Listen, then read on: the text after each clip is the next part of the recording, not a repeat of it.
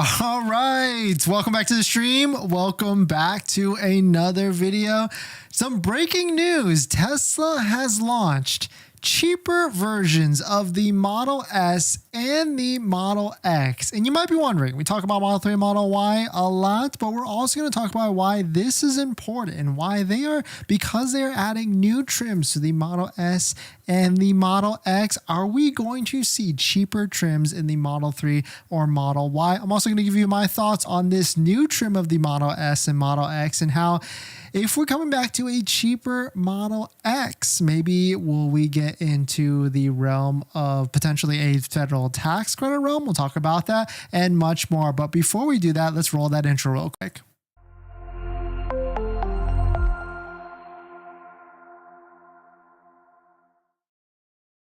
All right, so thanks for watching on the stream. Thanks for watching on the video. My name is Dennis, and I love talking about Tesla hacking, as I like to call it, but basically just getting the best deal on Tesla at the best financing rate. So definitely hit that subscribe if you're interested. And today's video is actually sponsored by my Patreon link down below in the description, where you can support the channel and get access to the ultimate Tesla buying guide with all the best interest rates for financing your Tesla. So definitely check it out. Patreon link down below in the description. So shout out to Sawyer. He posted this. Tesla has launched, quote, an all new standard range Model S and Model X in North America. Both are $10,000 less than the long-range Model S and Model X currently. But spoiler alert with this, the Model S and Model X currently are also $10,000 less than what you could potentially see for the MSRP pricing. I'll show you what that means in a second, because right now in inventory, you can get massive discounts on the Model S or even Model X. So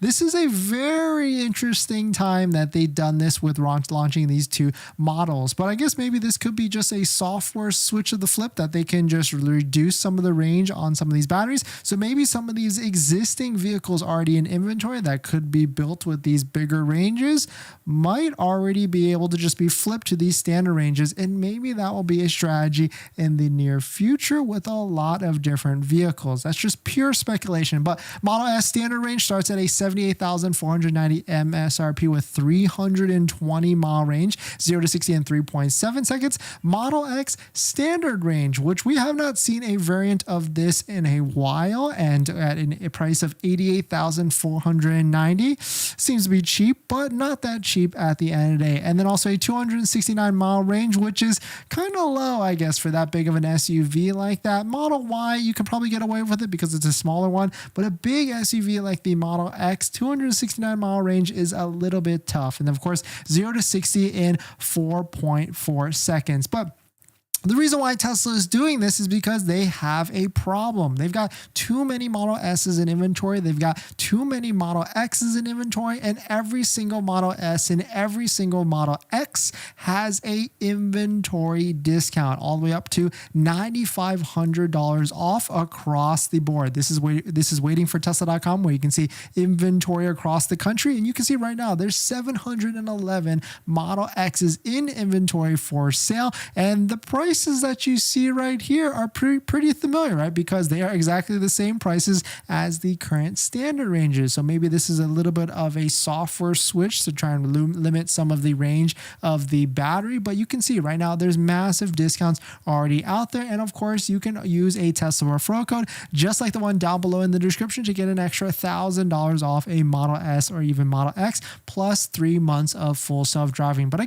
gotta give it to Tesla. This is a pretty interesting strategy to try and sell these vehicles at a lower price. And so the question I have is, if there's already an inventory discount of $9,500 on Model S and Model X, does this mean that they're going to apply this same inventory discount on this standard range version? And are we going to see a $66,000 or $68,000 Model S and a $78,000 Model X standard range? But really, the biggest thing that's exciting to me on this is As you know, there is a $7,500 federal tax credit on the Model 3 and the Model Y. And the threshold for that, for SUV specifically, this is fueleconomy.gov, where we can see all the different vehicles that qualify for the $7,500 federal tax credit. Well, that threshold of MSRP is $80,000. And so, of course, right now the Model Y qualifies as an SUV, and the MSRP can go all the way up to $80,000, and the vehicle and potentially you can qualify for the $7,500 federal tax credit. But now that these new prices are getting pretty low to this 80,000 threshold, do we think that potentially in the future maybe there will be a Model X with an MSRP of under $80,000 that could potentially qualify for the $7,500 federal tax credit? We don't know, but that could be very interesting, because if we take a look at some of the price history data of what Model S's and Model X's have been priced before in the past, there was a time a long time ago where the Model X, and it's actually 60D platform with a 75 kilowatt battery, was at a price of $74,000. And so, of course, I'm not saying that Tesla is going to go straight to that price immediately, but potentially in the near future, maybe even in a year, if Tesla cannot sell these Model S's and Model X's, we could see some more discount, some more pricing changes to make these vehicles qualify for the $7,500 federal tax credit. And so I wrote about that. If we get close to another $8,000 price drop, then potentially it might qualify for the $7,500 federal tax credit, which would be a great boost to the Model S and the Model X. But to just the Model X. But don't forget, I mean, right now the Model S and X are not really huge volume for Tesla. They don't do a lot of production and or sales. They're really more focused on Model Y and then Model 3. I mean, yes, Tesla has a problem with all these inventory being stacked up in inventory for them to try and sell these vehicles, and so that's probably why they came up with these stats to try and get, or came out with a different pitch to try and get these vehicles sold. So let me know. I mean, I know a lot of you are probably thinking, like, right now with the Model S, 320 mile range is pretty nice and doable for the Model S. So really the standard range could be a perfect car for you if you're looking to buy this vehicle. And then Model X, 269 mile range, probably on the lower end, because who knows how that's actually going to be in real world with a big SUV like that. It could deplete it even more. But it is interesting to think that not that long ago, 6 months to 8 months ago, last year in December, if we take a look at the Tesla price history charts, a Model Y was at $66,000 MSRP. Really, a Model Y Performance was almost $70,000 before any sort of options or anything like that, starting at a price of $69,990. And essentially, we're not that far off from the price of a Model S at $678,000. So I know a lot of you out there probably might be thinking, like, or maybe even waited to wish you waited just a little bit, because you would have been able to get a much bigger valued vehicle at the end of the day. I certainly feel like, maybe we bought our Model X. It was a used one, thankfully, in December, but maybe we could have got a better deal. But that's kind of the thing with Tesla. You really can't time it. You really can't try and predict all these different pricing changes, but it certainly is an interesting thing. And there's always going to be another vehicle in the near future. But let me know what your thoughts are. Let me know what you're thinking. We're going to jump into the live stream comments. But before we do that, this video is actually sponsored by my Patreon link. If you're looking for the best financing on your Tesla, you can get that with all the lists of the best credit unions down below. My Patreon link down below in the description. So definitely check it out. Patreon link down below in the description.